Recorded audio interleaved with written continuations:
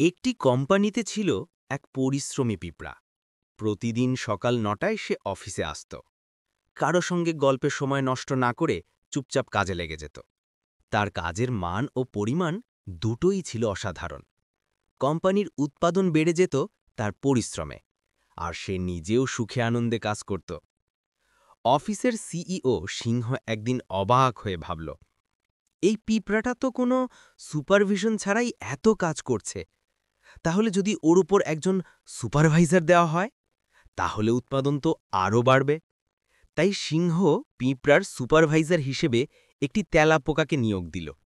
তেলাপোকাটির বহু বছরের অভিজ্ঞতা ছিল এবং রিপোর্ট লেখায় সে দারুণ দক্ষ। তেলাপোকা অফিসে এসেই বলল, এই অফিসে তো কোনো উপস্থিতি রেজিস্টারই নেই, একটা অ্যাটেন্ডেন্স সিস্টেম জরুরি। কিছুদিনের মধ্যেই সে বুঝল রিপোর্ট তৈরিতে তার একজন সেক্রেটারি দরকার। তাই সে একটি মাকড়সাকে নিয়োগ দিল, যে ফোন কল মনিটর করবে, ফাইল সাজাবে এবং নথিপত্র গুছিয়ে রাখবে। এদিকে সিংহ বেশ খুশি। তেলাপোকা প্রতিদিন গ্রাফ, রিপোর্ট আর বিশ্লেষণ সহ অফিসের উৎপাদন নিয়ে আপডেট দিচ্ছে। সিংহ এসব রিপোর্ট বোর্ড মিটিংয়ে দেখিয়ে বাহবা পাচ্ছে। কিন্তু কিছুদিন পর তেলাপোকার দরকার হলো একটা কম্পিউটার, প্রিন্টার আর আইটি ডিপার্টমেন্ট। তাই সে মাছিকে আইটি অফিসার হিসেবে নিয়োগ দিল। এখন পিঁপড়ার জীবন পুরো বদলে গেল। যে পিঁপড়া আগে আনন্দে গান গাইতে গাইতে কাজ করত, এখন তাকে সারাক্ষণ ফর্ম পূরণ, রিপোর্ট লেখা আর মিটিংয়ে হাজিরা দিতে হয়। ফলে কাজের সময় কমে গেল, উৎপাদনও নেমে এলো। সিংহ বুঝল কিছু একটা সমস্যা হচ্ছে।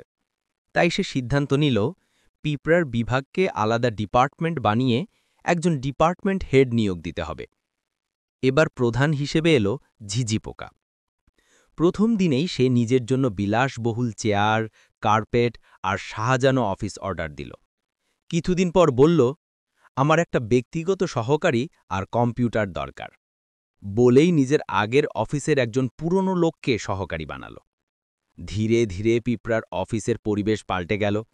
যেখানে আগে হাসি আনন্দে কাজ হতো, এখন সেখানে সবাই মুখ গোমড়া করে চুপচাপ কাজ করে। ঝিঝি পোকা সিংহকে বোঝাল, কাজের পরিবেশ উন্নয়নের জন্য একটা স্টাডি দরকার। সিংহ রাজি হল এবং বিখ্যাত কনসালটেন্ট প্যাঁচাকে নিয়োগ করল অফিসের অবস্থা বিশ্লেষণের জন্য। ৩ মাস পর্যবেক্ষণের পর প্যাঁচা একটি মোটা রিপোর্ট দিল। তার সারসংক্ষেপ ছিল, অফিসে কর্মী প্রয়োজনের তুলনায় বেশি, উৎপাদন বাড়াতে হলে কর্মী ছাঁটাই করা জরুরি। পরের সপ্তাহেই কয়েকজন কর্মী ছাঁটাই করা হলো। সবচেয়ে প্রথমে বাদ পড়ল সেই পিঁপড়া, যে একসময় এই অফিসের আসল চালিকা শক্তি ছিল। প্যাঁচার রিপোর্টে লেখা ছিল, এই কর্মীর মোটিভেশন কমে গেছে, সে নেতিবাচক আচরণ করছে যা অফিসের পরিবেশ নষ্ট করছে।